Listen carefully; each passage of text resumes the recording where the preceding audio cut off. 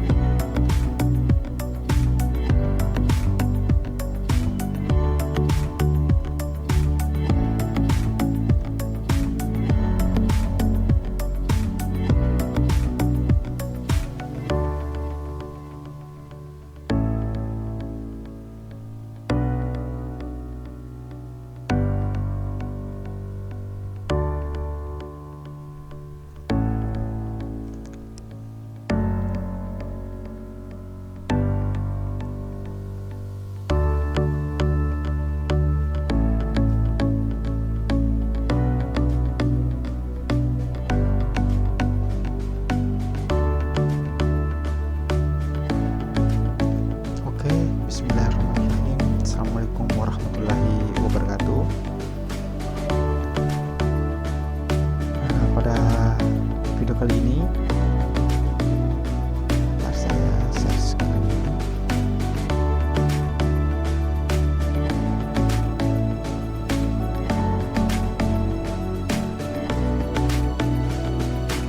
Oke, Bismillahirrahmanirrahim. Assalamualaikum warahmatullahi wabarakatuh. Pada video kali ini saya akan membahas tentang model pembelajaran, yaitu discovery learning dan model pembelajaran kooperatif. Saya share screen.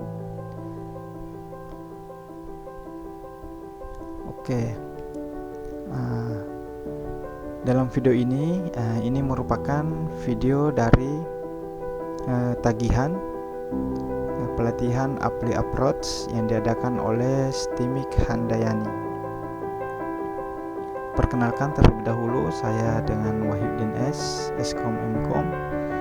Saya merupakan dosen di kampus Amik Lama Plonro Sopeng.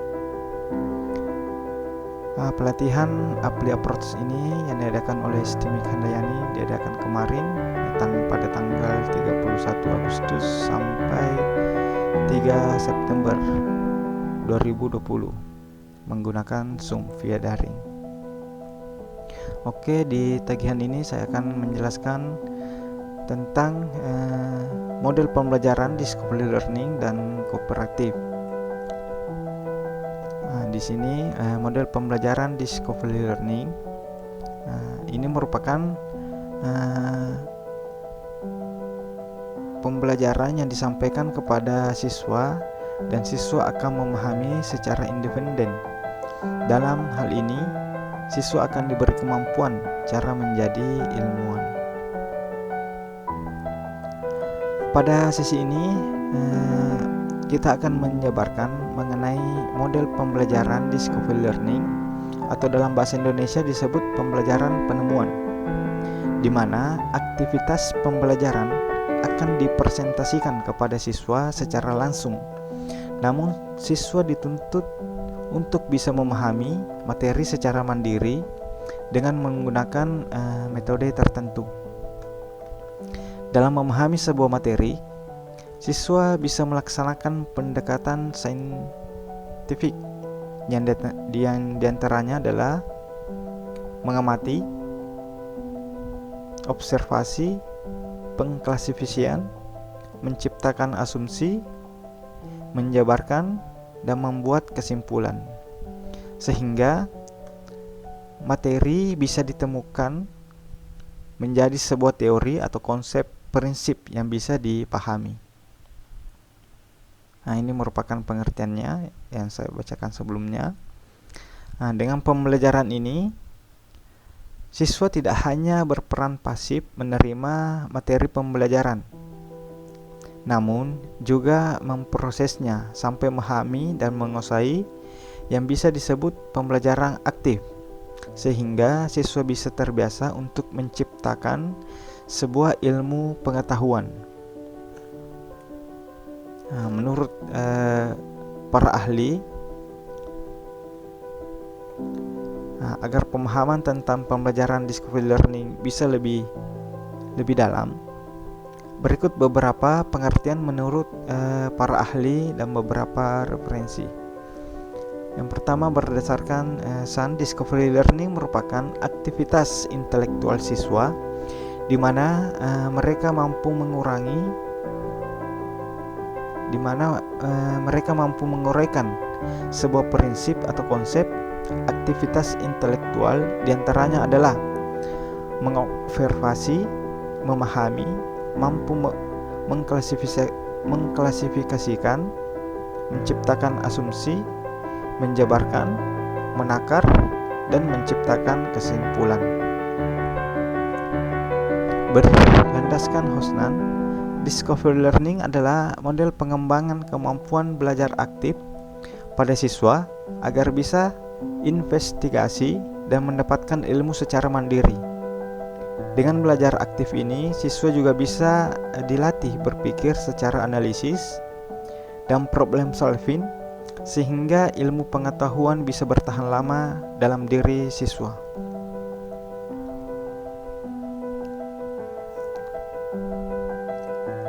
Jenis dan bentuk discovery learning. Nah, di sini terdapat dua. Yang pertama, guided discovery learning atau pembelajaran penemuan terbimbing, yaitu bentuk yang memerlukan arahan guru sebagai penyedia dalam aktivitas pembelajaran. Yang kedua, free discovery learning atau pembelajaran penemuan bebas, yaitu bentuk yang bebas di mana siswa harus bisa berperan aktif secara mandiri dan tidak memerlukan fasilitator seperti guru. Nah, selain itu, model pembelajaran discovery learning juga bisa dilakukan dengan hubungan dua arah dan satu arah. Penjabaran lebih lanjut berdasarkan pada Omar Hamalik. Yang pertama itu, hubungan dua arah adalah di mana siswa harus bisa berkomunikasi dengan guru, seperti menjawab pertanyaan, lalu guru melakukan komunikasi dengan siswa dengan cara panduan secara baik. Yang kedua, hubungan satu arah adalah siswa-siswa akan diberi stimulus agar mereka bisa melaksanakan penemuan, di mana guru akan memberikan sebuah masalah kepada siswa dan mereka akan membuat solusi dengan metode penemuan. Nah, sebelum masuk di kelebihan dan kekurangan, nah, di sini ada karakteristik dan tujuan discovery learning. Tujuan discovery learning adalah agar siswa bisa independen dan inovatif. Berikut penjelasan lebih lanjut. Ketika aktivitas penemuan berlangsung, peserta didik akan berperan aktif dalam pembelajaran, sehingga peserta didik bisa menghargai usaha penemuan pengetahuan yang dilaksanakannya. Dengan pembelajaran discovery learning ini, peserta didik akan bisa mengembangkan proses berpikir induktif, di mana mereka bisa melakukan penjelasan secara abstrak dan konkret, sehingga dalam menemukan solusi jadi lebih mudah. Peserta didik akan bisa mengembangkan atau meningkatkan rencana tanya jawab yang lebih terarah dan terstruktur, dan tanya jawab bisa menjadi sumber data dan informasi yang efektif dalam aktivitas discovery learning. Pembelajaran penemuan atau discovery learning bisa menolong peserta didik dalam melatih kerjasama antara mereka. Peserta didik bisa saling berbagi data, mengungkapkan pendapat dan gagasan. Dengan keterampilan penemuan atau discovery ini, siswa bisa menemukan beberapa kasus masalah yang nantinya bisa ditemukan solusinya, sehingga ilmu pengetahuan bisa lebih mudah untuk dibagi dan selanjutnya lebih mudah untuk diimplementasikan sebagai bahan pembelajaran yang baru.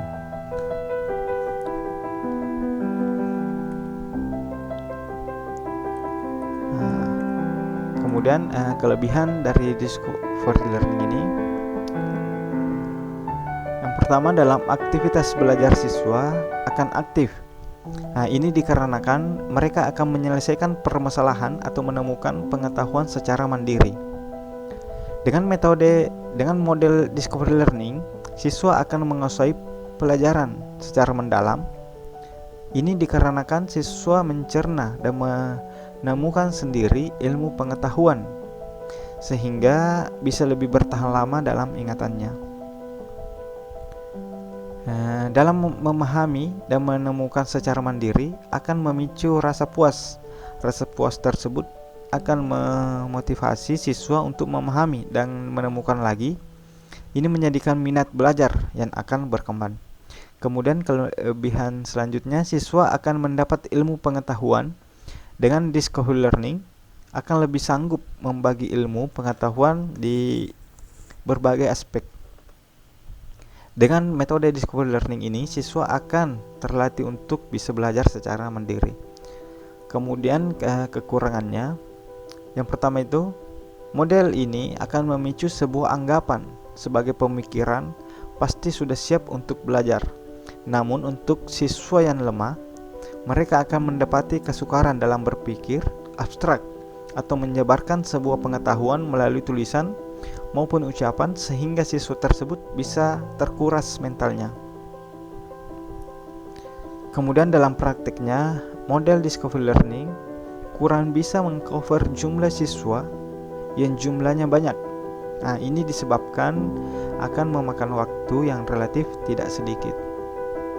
Kemudian esensi dalam model discovery learning akan tidak tersampaikan jika digunakan pada pola pikir guru dan murid yang sudah nyaman dengan metode lama. Jadi gunakan metode penemuan dengan cara bertahap. Pembelajaran discovery lebih efektif bila digunakan untuk membangkitkan penguasaan dan pemahaman. Namun dalam membangkitkan komponen keterampilan, konsep dan emosi, pembelajaran ini kurang bisa memfasilitasi. Kemudian materi yang ditentukan oleh guru dalam model pembelajaran ini mengakibatkan siswa tidak bisa memilih apa yang diinginkan oleh mereka dalam berpikir.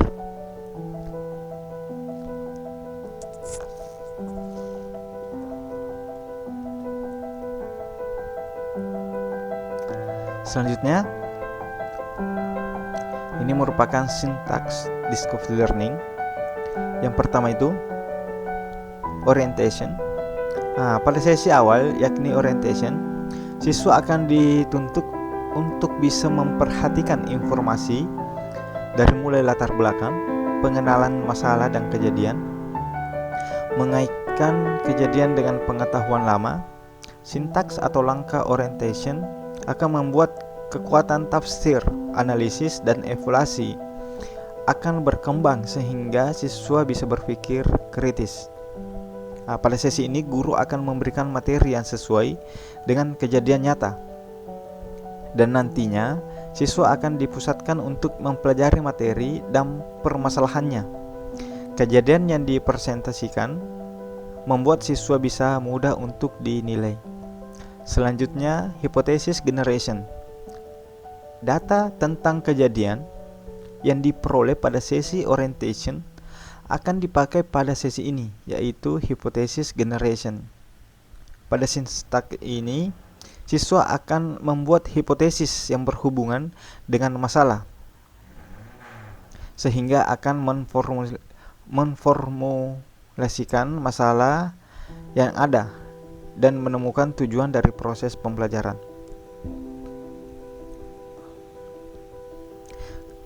Manfaat dari langkah hipotesis generation adalah mengembangkan keahlian siswa dalam analisis, tafsir, evaluasi, dan dedukasi. Dalam kurung mengambil kesimpulan. Selanjutnya, hipotesis testing. Hipotesis merupakan output dari langkah kedua, yakni hipotesis generation, yang mana keabsahannya kurang dipercaya. Sehingga dalam melakukan pembuktian, siswa dituntut untuk melakukan sesi, yakni hipotesis testing. Pada langkah ini, siswa dituntut untuk bisa membuat strategi dan melakukan penelitian agar keabsahan hipotesis yang telah diformulasikan dihimpun datanya dan menghubungkan dari hasil dari eksperimen menjadi terbukti. Pada sintaks atau tahap ini, siswa akan didorong untuk bisa mengembangkan keahlian dalam mengatur diri, evaluasi, analisis, menafsirkan dan mengungkapkan suatu konsep abstrak maupun konkret. Selanjutnya, conclusion. Aktivitas siswa pada sesi conclusion adalah mengulas kembali hipotesis yang sudah diformulasikan dengan fakta yang sudah didapat dari hipotesis testing. Siswa akan menentukan apakah fakta yang telah diuji dari hipotesis testing sesuai dengan yang sudah diformulasikan. Pada sesi conclusion ini, siswa bisa membuat perubahan hipotesis lama dengan yang baru. Pada sintaks atau langkah conclusion bisa membuat siswa berkembang di ranah cara menyimpulkan, menganalisis, menafsirkan, evaluasi, dan menjabarkan. Selanjutnya yang terakhir, sintaks discovery learning, yaitu regulation. Pada sesi ini, siswa akan melakukan aktivitas berupa menyusun strategi, memeriksa dan mengevaluasi. Penyusunan strategi mengaitkan antara aktivitas, memutuskan tujuan, dan metode untuk meraih tujuan tersebut. Aktivitas memeriksa atau mentoring adalah aktivitas yang mana untuk memahami kebenaran dari action yang dilakukan siswa yang berhubungan dengan hasil yang telah disusun strateginya. Guru akan memverifikasi hasil yang ada sehingga konsep bisa sesuai dengan aktivitas pembelajaran. Sintaks atau langkah regulation akan membuat siswa menjadi lebih mampu untuk mengevaluasi dan mengatur diri serta bisa menganalisis, menjabarkan, menafsirkan, dan menyimpulkan. Selanjutnya, kesimpulan. Secara garis besar, esensi dari model pembelajaran discovery learning merupakan aktivitas siswa untuk memahami maksud, arti, konsep, dan mengoneksikan sesuatu dengan merangsang intuitifnya agar mereka bisa mengambil sebuah kesimpulan. Model pembelajaran ini akan berhasil apabila siswa bisa terdorong untuk mau memakai mental atau semangatnya untuk menemukan sebuah teori, prinsip, dan konsep. Pembelajaran discovery dilaksanakan dengan cara observasi, kategorisasi, penilaian, prediksi, pemilihan, dan deduksi atau menyimpulkan. Proses tersebut bisa juga dinamakan proses kognitif. Sedangkan maksud dan aktivitas discovery adalah proses mental untuk mengasimilasi konsep dan prinsip dalam pemikiran. Nah, selanjutnya model pembelajaran yang kedua, yaitu model pembelajaran kooperatif.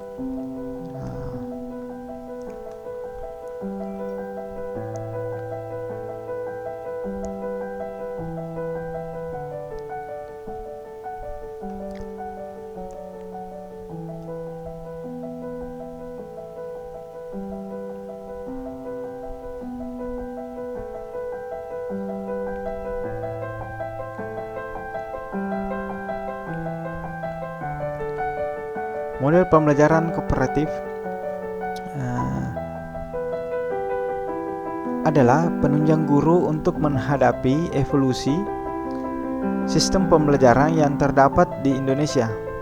Model ini bermanfaat untuk mengatasi sistem pembelajaran Indonesia yang cenderung pasif, yang mana para siswa hanya diajar menerima pengetahuan dari guru.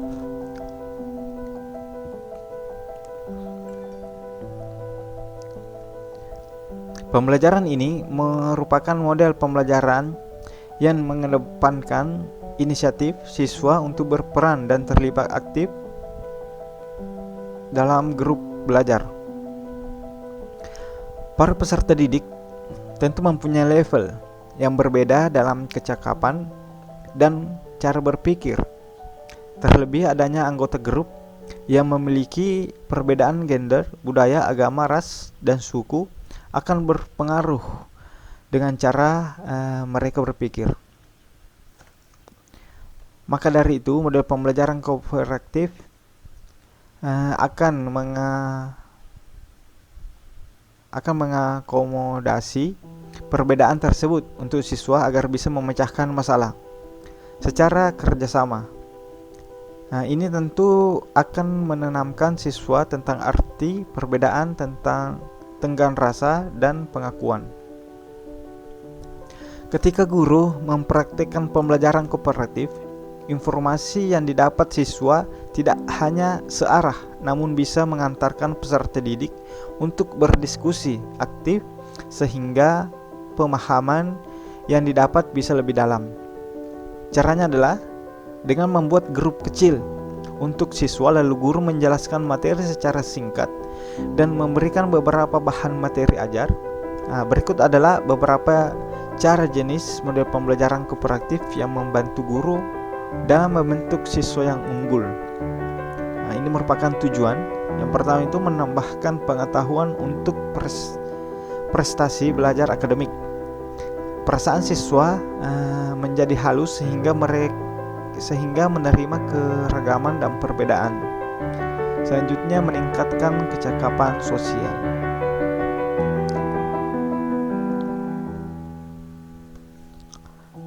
Ini sudah dijelaskan tadi tentang pengertiannya secara umum. Metode pembelajaran kooperatif adalah susunan aktivitas belajar siswa pada ruang lingkup guru untuk memenuhi manfaat pembelajaran yang telah direncanakan sebelumnya.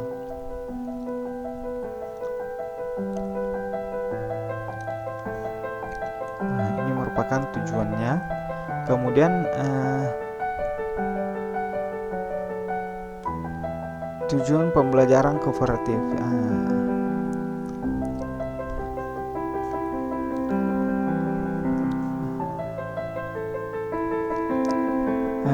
Yang pertama tadi itu menambah pengetahuan untuk prestasi belajar akademik.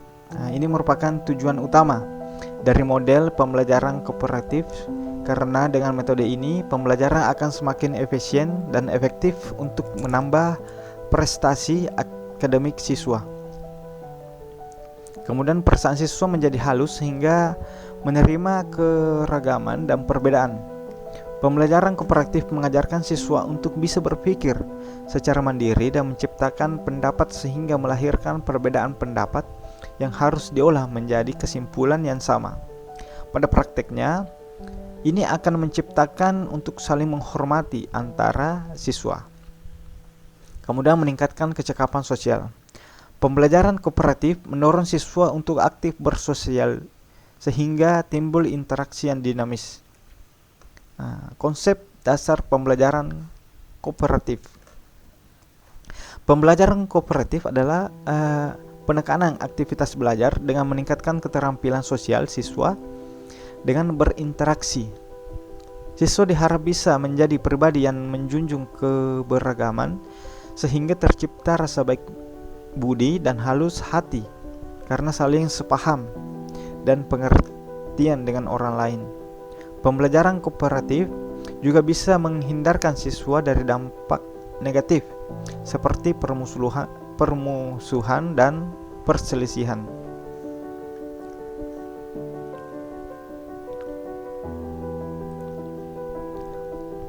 Selanjutnya, ciri-ciri pembelajaran kooperatif. Pakar pendidikan Lai 2004 menjelaskan bahwa terdapat beberapa komponen dasar yang menjadi ciri pembelajaran kooperatif, yakni antar siswa memiliki rasa membutuhkan yang positif.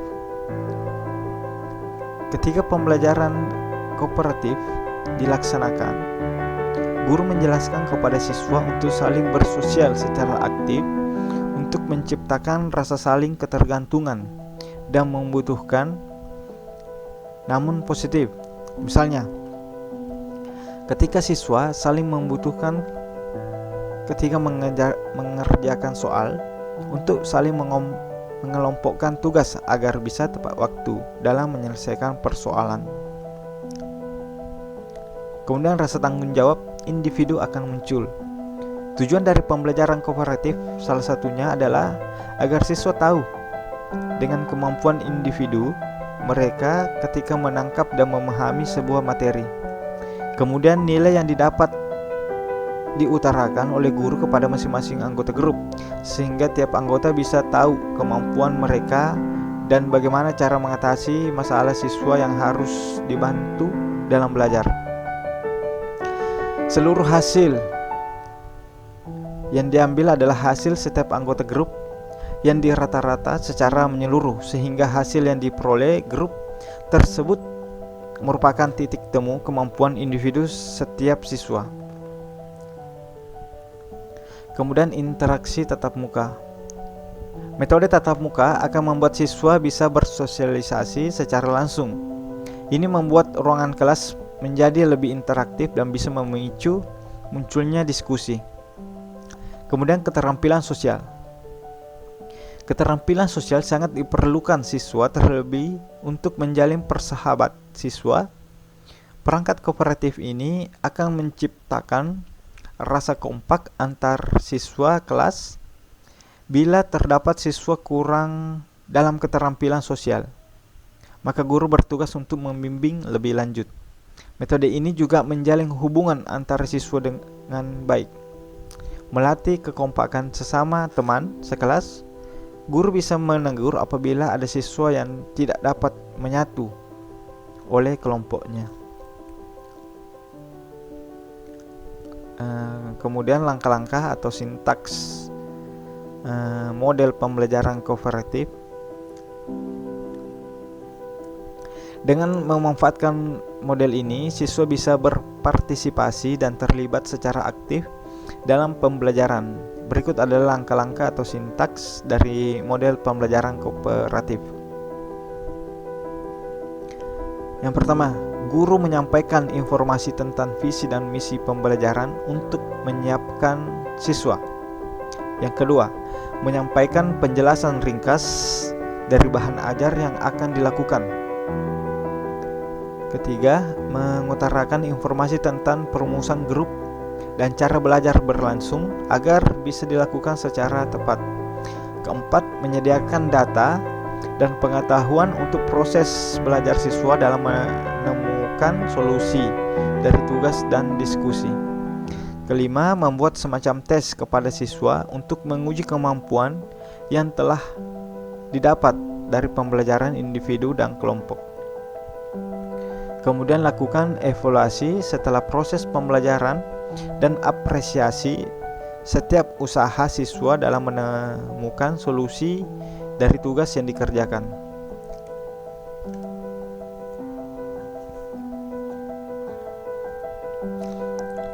Kemudian unsur-unsur model pembelajaran kooperatif.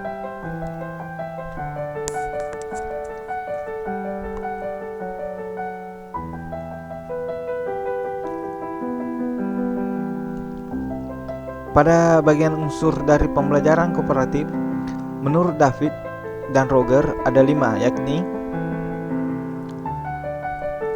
face-to-face proactive interaction. Ciri khusus dari unsur ini adalah rasa saling percaya, berbagi, membantu, mengingatkan, percaya, dan menyemangati. Kemudian personal responsibility, Ini adalah terciptanya tanggung jawab dari individu siswa. Ini merupakan tujuan utama dari pembelajaran. Hal ini terbangun karena adanya pembentukan grup untuk berdiskusi dan belajar.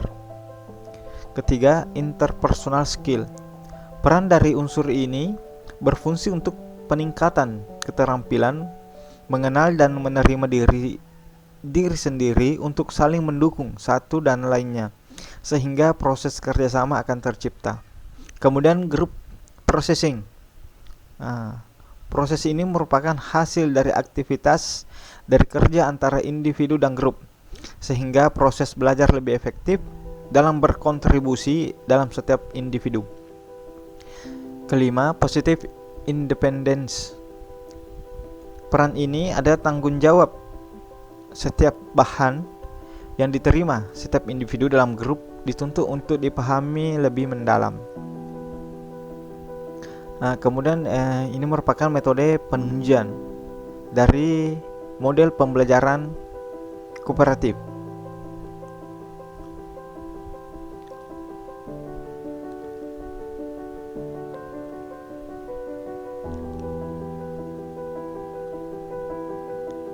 Yang pertama, review. Di sini siswa mencari bahan untuk materi untuk dibaca. Kemudian question. Sesudah membaca bahan materi, siswa diharap untuk menyusun pertanyaan untuk siswa sendiri agar keterampilan bisa meningkat. Kemudian read. Sesudah dapat menjawab pertanyaan yang disusun sendiri, siswa kembali membaca bahan lain dan sumber lain untuk memperdalam pengetahuan. Kemudian reflect, memahami dan kontemplasi sesudah apa yang sudah dibaca. Kemudian research, mengolah pengetahuan yang sudah didapatkan dan bisa membuat konsep teori secara runut. Kemudian review, menciptakan ulasan ringkas atas dasar konsep teori yang telah dipelajari sehingga menekankan segala hal yang penting dalam pembahasan konsep serta bisa menyimpulkannya.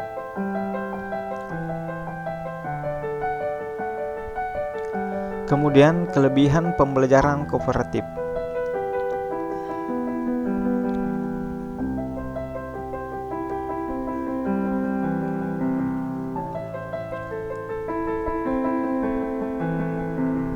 Yang pertama, menumbuhkan rasa saling percaya dan rasa peduli, solidaritas sehingga hubungan pertemanan bisa terikat secara solid dan kompak.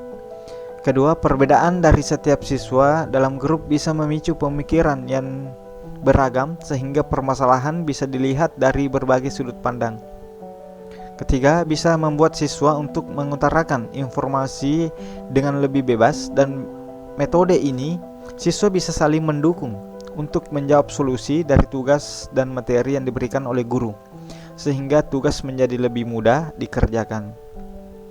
Keempat, model ini sangat tepat guna untuk mendapatkan solusi dari persoalan yang membutuhkan pendapat banyak orang. Yang kelima, materi bahan ajar bisa dipahami oleh siswa dengan lebih cepat karena bahasa yang digunakan adalah bahasa pertemanan. Adapun kekurangan, yang pertama, model kooperatif ini juga tidak luput dari kekurangan. Di antaranya, informasi bahan ajar yang ada akan sulit dipahami bila ada sedikit penyampaian pendapat. Pengutaraan pendapat bisa disalah mengartikan oleh antar siswa. Kedua, terdapat siswa yang cenderung memiliki sifat mendominasi dan ada siswa yang bersifat pendiam. Ini bisa terpicu sebuah ketimpangan pada grup sehingga pada siswa pendiam akan cenderung mengalah. Kemudian pembelajaran ini memiliki rentang waktu yang cukup panjang dan lama sehingga proses pengutaraan pendapat dan bantahan akan memicu perdebatan maupun persetujuan. Metode ini bisa ada kegagalan dalam kolaborasi dalam setiap grup. Bila grup tidak dapat bekerja sama dengan solid, maka akan ada perdebatan yang akan memecah pertemanan yang sudah terjalin. Adapun kesimpulannya yaitu terdapat begitu banyak model pembelajaran kooperatif, tapi esensi dari pembelajaran adalah kerjasama siswa dengan yang lainnya. Karena kerjasama bisa bermanfaat untuk menumbuhkan rasa ketergantungan positif antar manusia. Misi dari metode ini adalah bahwa materi bisa dirancang menyesuaikan dengan apa yang akan disampaikan. Hal ini bermaksud untuk menghasilkan pembelajaran yang unggul pada akademik, social skill atau keterampilan sosial untuk saling menerima perbedaan dan percaya diri. Jadi secara keseluruhan model cooperative learning adalah untuk meningkatkan efektif dan efisien dalam memperoleh tujuan pembelajaran. Metode pembelajaran ini menuntut siswa untuk berperan aktif sehingga menghindarkan siswa dari rasa bosan. Selain itu, agar menunjang pembelajaran, guru diharapkan untuk memberikan materi yang mengena dan tepat guna agar tujuan pembelajaran bisa sukses. Salah satu adalah mengatur ruangan agar kondusif dan guru selalu membimbing siswa dengan tekun dan sabar. Oke, mungkin cukup sekian penjelasan presentasi dari saya pribadi. Mohon maaf apabila ada kekurangan dalam menyampaikan atau kesalahan. Mohon untuk kritik dan sarannya. Bisa kebetulan ini akan saya upload di YouTube. Jika ada kritik dan komentar, saran, silakan chat di kolom komentar atau bisa juga melalui email.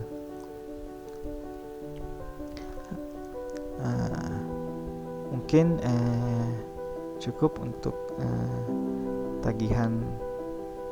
video tagihan Apply Approach kali ini dengan judul model pembelajaran menjelaskan dua, discovery learning dan cooperative learning. Untuk praktik model pembelajarannya ini sudah berlangsung di dalam kelas. Adapun video pembelajaran yang saya buat yang di tagihan pekerti sebelumnya itu mengenai model pembelajaran discovery learning. Kebetulan di pelatihan Apply Approach ini diminta untuk mempraktikkan dua model pembelajaran discovery learning dan kooperatif. Kebetulan di sini kita lagi masa pandemik, jadi mungkin model pembelajarannya sudah diterapkan, namun kita tidak tahu apakah ini discovery learning atau model kooperatif. Dan model pembelajaran lainnya ada, saya baca banyak beberapa model pembelajaran. Ini merupakan diantaranya yaitu discovery learning dan kooperatif.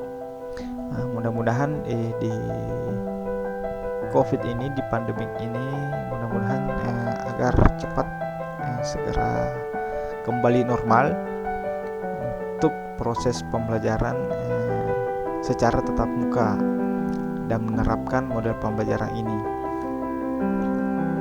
Karena model pembelajaran ini lebih baiknya digunakan secara langsung, diterapkan secara langsung kepada siswa dengan tatap muka.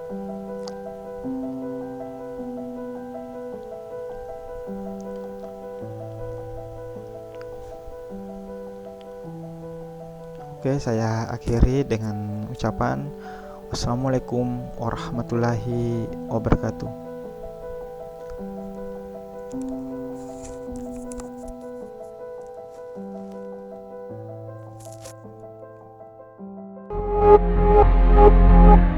Thank you.